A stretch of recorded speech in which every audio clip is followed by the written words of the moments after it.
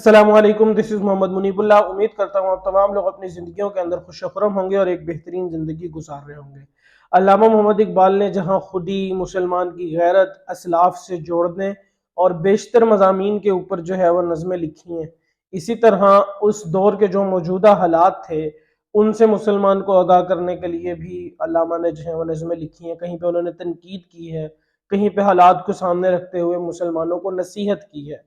تو یہ آپ لوگوں کو بخوبی معلوم ہوگا کہ سلطنت عثمانیہ جب ختم ہوئی ہے تو اس کے بعد سب سے پہلا کام جو برٹش سرتاج نے کیا وہ یہ کیا کہ فلسطین کے اندر جو ہے وہ یہودیوں کو آباد کرنا شروع کر دیا آفیشلی۔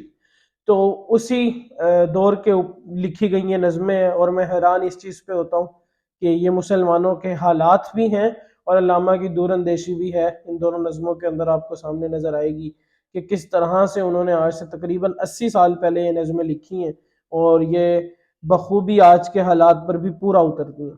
دونوں کی دونوں نظمیں جو ہیں وہ علامہ کی کتاب ضرب کلیم میں ہیں۔ تو پہلی جو نظم ہے اس کا عنوان ہے شام و فلسطین۔ اس کا جو پہلا شعر ہے یہ شام سے ریلیٹڈ ہے۔ فی الحال میں اس کو نہیں پڑھوں گا کیونکہ وہ ہمارا مقصد نہیں ہے۔ بہرحال جو فلسطین سے ریلیٹڈ دو اشعار ہیں ان کی میں تشریح انشاءاللہ تعالیٰ آپ لوگوں کو بتاؤں گا۔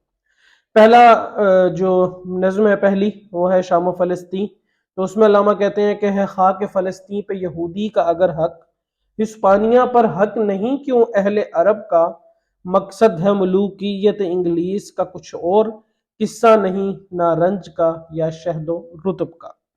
تو یہ ڈائریکٹ تنقید ہے اس دور کے جو یو این تھی، یونائٹڈ نیشن تھی، یا اس دور کا جو تاج برطانیہ تھا اس کے اوپر، اور مسلمانوں کو دوسرے شعر کے اندر تھوڑی سی نصیحت ہے۔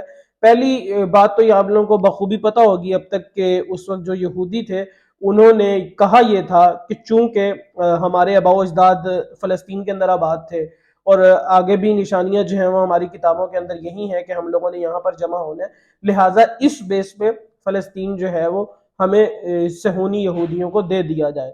بہرحال پھر اس پہ علامہ اقبال تنقید یہ کر رہے ہیں کہ اگر اسی بیس پہ آپ لوگوں نے پیلسٹائن جو ہے وہ صہیونیوں کو دینا ہے تو پھر اس بیس پہ آپ ہسپانیہ جو کہ اسپین ہے وہ مسلمانوں کو دے دو، کیونکہ اسپین پر مسلمانوں نے 1000 سال حکومت کی ہے۔ تو اس بیس پر تو پھر وہ علاقے جو مسلمانوں نے جن پہ ہزارہ سال حکومتیں کی تھیں وہ بھی مسلمانوں کو واپس دے دینے چاہیے۔ دوسرا شعر ہے کہ مقصد ہے ملوکیت انگلیس کا کچھ اور۔ تو کہہ رہے ہیں کہ یہ جو انگریز بادشاہت ہے، اگر آپ کو لگتا ہے کہ یہ یہودی اس لیے یہاں پر لا کے بسا رہے ہیں کہ یہاں پر یہ شہد، رطب کھجور کو کہتے ہیں، نارنج ایک پھل ہے، کہ اگر آپ کو لگتا ہے کہ یہاں پہ جو ہے وہ یہ اپنی اکانومی بہتر کرنے کے لیے آئے ہیں یا جو ہے وہ اپنے حالات بہتر کرنے آئے ہیں، تو ایسا بالکل بھی نہیں ہے۔ ان کے پیچھے مقصد ہے، اور آج وہ مقصد ہم سب کے سامنے ہے کہ ایک صہیونی ریاست کا قیام ہے اور مسلمانوں سے جو ہے وہ مسجد اقصی چھین کر اس کو توڑ کر وہاں پہ ہیکل سلیمانی کی تعمیر ہے۔ تو اسی مقصد کی طرف جو ہے وہ علامہ اقبال کا بھی اشارہ ہے۔ پہلی نظم تو یہ تھی۔ دوسری نظم ہے اس کا عنوان ہے فلسطینی عرب سے۔ تو میں یہ سمجھتا ہوں کہ یہ نظم آج کے دور میں جو ہے اس کا عنوان بنے گا مسلم امہ سے، کہ وہ مسلم امہ کو مخاطب کر کے کہہ رہے ہیں، کیونکہ بالکل وہی باتیں علامہ نے اس نظم کے اندر ایڈریس کی ہوئی ہیں جو آج ہمارے دماغوں کے اندر سوالات ہیں۔ تو علامہ کہتے ہیں کہ میں فلسطینی عرب سے ملا اور میں نے اس کو کہا کہ زمانہ اب بھی نہیں جس کے سوز سے فارغ، میں جانتا ہوں وہ آتش تیرے وجود میں ہے، تیری دوا نہ جنیوا میں ہے نہ لندن میں، فرنگ کی رگے جاں پنجائے یہود میں ہے، سنا ہے میں نے غلامی سے امتوں کی نجات، خودی کی پرورش لذت نمود میں ہے۔ تو یہ چھوٹی سی نظم ہے لیکن اس کا پیغام بہت بڑا ہے، اور اسی نظم کے حوالے سے میں کہہ رہا تھا کہ علامہ کی آپ دور اندیشی دیکھیں۔ تو پہلا شعر ہے بالکل سمپل سا ہے، زمانہ اب بھی نہیں جس کے سوز سے فارغ، میں جانتا ہوں وہ آتش تیرے وجود میں ہے، کہ وہ آتش، وہ روشنی جس کی زمانہ منتظر ہے کہ زمانہ جو ہے وہ اس آگ سے روشن ہو جائے۔ یہاں آتش سے مراد ایک آگ ہے جو سب کو جلا دیتی ہے، اور ایک آگ ہوتی ہے جو ہر طرف اندھیرے ختم کر کے روشنیاں بھی کھیر دیتی ہے۔ تو علامہ کہہ رہے ہیں کہ وہ سوز، زمانہ ابھی انتظار میں ہے تیرے، کہ زمانے کے انداز بدلے گئے، نیا راگ ہے ساز بدلے گئے۔ تو یہ زمانے کے انداز بدل گئے لیکن آج بھی وہ انتظار میں ہے کہ عمر بن خطاب آئے، آج بھی وہ انتظار میں ہے کہ صلاح الدین ایوبی آئے، تو علامہ اقبال کہتے ہیں کہ وہ آتش تیرے وجود میں ہے، تیرے اندر توحید کی وہ طاقت، وہ قوت موجود ہے، مگر کیا ہے کہ وہ زنگ آلود ہو چکی ہے۔ پھر کہتے ہیں کہ تیری دوا نہ جنیوا میں ہے نہ لندن میں، فرنگ کی رگے جہاں پنجائے یہود میں ہے۔ جنیوا کے اندر اس وقت کی جو لیگ آف نیشن تھی، جو آج کی یونائٹڈ نیشن ہے، اس کا دفتر تھا، تو وہ ایڈریس یہی کر رہے ہیں کہ اف یو تھنک کہ لیگ آف نیشن اس دور کی اور آج کی دور کی یونائٹڈ نیشن آپ کے مسائل کا حل کرے گی، تو ایسا کبھی بھی نہیں ہونے لگا۔ تیری دوا، تجھے جو مرض ہے کہ تیرے پہ غلامی آ گئی ہے، اس کی دوا نہ جنیوا میں ملے گی نہ لندن میں، کیونکہ تاج برطانیہ نے یہ جگہ جو ہے وہ یہودیوں کو دی تھی، اس لیے وہ لندن کا ذکر کر رہے ہیں۔ کیوں؟ کیونکہ فرنگ کی رگے جہاں پنجائے یہود میں ہے، کیونکہ یہ جو فرنگی ہیں ان کی جو جانیں ہیں، جس طرح وہ طوطے کی جان جو تھی، وہ جادوگر کی جان طوطے کی گردن میں ہوتی ہے نا، تو اسی طرح جو فرنگی ہیں ان کی جانیں ساری پنجہ یہود میں۔ اور آج کے دور کے حساب سے اگر اس شعر کو پڑھا جائے تو یہ ہے کہ پوری دنیا کی رگیں جہاں پنجہ یہود میں ہے، 57 مسلمان ممالک کی رگیں جہاں پنجہ یہود میں ہے، 57 مسلمان ممالک کے حکمرانوں کی رگیں جہاں۔ کیوں؟ آج آئی ایم ایف ان کا ادارہ، ایف اے ٹی ایف ان کا ادارہ، یہ تمام اداروں کے ذریعے وہ کنٹرول کرتے ہیں، موجودہ نظام کے ذریعے وہ لوگ کنٹرول کرتے ہیں، جس سے کیا ہوتا ہے کہ ہم لوگوں کے مسائل کا حل نہیں نکلتا۔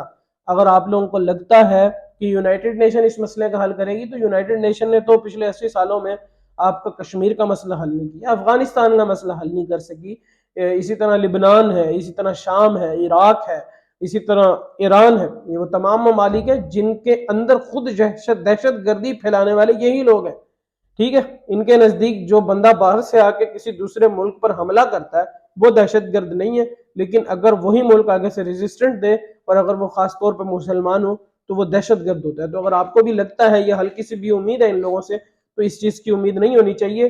پھر اقبال، پھر ہماری نجات کیسے ملے گی؟ ہمیں جو غلامی کا مرض ہے اس کی دوا کیا ہے؟ تو پھر کہتے ہیں سنا ہے میں نے غلامی سے امتوں کی نجات، خودی کی پرورش لذت نمود میں ہے، کہ انسان اپنے آپ کو جانے کہ اس کو اللہ تعالیٰ نے دنیا میں اپنا نائب بنا کے بھیجا تھا، خودی کی پرورش، اپنے آپ کی اصلاح کرے۔ پرورش سے یہاں مراد ہے کہ اپنے آپ کو جان کر اپنے کریکٹر کو اس طرح سے بلڈ کرنا کہ جس طرح عمر بن خطاب کا کریکٹر تھا، انہوں نے کس طرح سے اپنے آپ کو بلڈ کیا کہ وہی تلوار جس سے وہ اپنی لونڈی پر ظلم کیا کرتے تھے کہ تو نے جو ہے وہ اسلام کو قبول کیا، وہی ہاتھ جس سے عمر نے اپنے بہنوئی اور اپنی بہن کو مارا تھا، وہی ہاتھ اسلام کے لیے لڑ رہے ہیں۔ اور ایسا غیرت مند انسان ہے کہ شیطان اس کو دیکھ کے رستہ چھوڑ دیتا ہے۔ تو اس طرح کے حکمران پیدا ہو۔ اسی طرح صلاح الدین ایوبی تو کوئی صحابی نہیں تھا، تو اللہ تعالیٰ نے اس سے بھی کام لے لیا، تو اللہ تعالیٰ ہم سے بھی کام لے سکتے ہیں، لیکن کب لیں گے؟ جب ہم خودی کی پرورش کریں گے۔ پھر لذت نمود، لذت نمود سے یہاں مراد یہ ہے کہ پھر دنیا میں چھا جائیں گے، کہ جس طرح کہتے ہیں نا یقین محکم عمل پہ ہم، کہ سب سے پہلے یقین ہے، اللہ پہ یقین، اپنی ذات پہ یقین، عمل پہ ہم، پھر اس یقین پہ عمل ہے۔ پھر تیسرے نمبر پر کیا ہے؟ محبت فاتح عالم، کہ میں جو ہے صرف اپنے آپ کو ایک جگہ کے لیے مختص نہیں کر سکتا، میں نے پوری دنیا فتح کرنی ہے۔ تو یہ بھی وہی ہے کہ لذت نمود، کہ پوری دنیا پہ میری خودی آشکار ہو جائے۔ پوری دنیا پہ میری خودی آشکار کس طرح سے ہوگی؟ جس طرح حضرت عمر کی آشکار ہوئی تھی کہ 17 پیوند جسم پر لگے ہوئے ہیں اور غلام اونٹنی پر سوار ہے، اور عمر بن خطاب بیت المقدس کی چابیاں لینے جا رہا ہے۔ یہ جب خودی آپ کی پرورش کرتی ہے، اور پھر ہوائیں بھی آپ کی بات سنتی ہیں اور آپ کے لیے پیغامات لے کے آتے ہیں، آپ کے خط سے جو ہے وہ دریا چلتے ہیں، آپ زمین پہ پاؤں مار کے کہتے ہیں کہ کیا عمر نے تیرے اوپر انصاف نہیں کیا؟ آپ کے پاس حیدر کرار والے اوصاف آتے ہیں، آپ کے پاس خالد بن ولید والے اوصاف آتے ہیں کہ رومی آپ سے پوچھتے ہیں آ کے کہ آپ کو کیا چاہیے، تو آپ پھر جواب دیتے ہو کہ ہمیں خون پینے کی عادت ہے، اور ہم نے سنا ہے کہ رومیوں کا خون بہت میٹھا ہوتا ہے۔ تو آج تو کسی حکمران میں اتنی غیرت بھی نہیں ہے کہ وہ کھڑے ہو کے یہی کہہ سکیں۔ بہرحال خودی کیا ہے، انشاءاللہ تعالیٰ اس پہ بھی کبھی تفصیلی میں ویڈیو بناؤں گا۔ آج کی ویڈیو کا جو ٹائٹل تھا کہ علامہ اقبال کے فلسطین ایشو پر کیا ویوز تھے، وہ وہی ویوز ہیں جو اوریجنل ایز اے مسلمان ہم سب کے ہونے چاہیے۔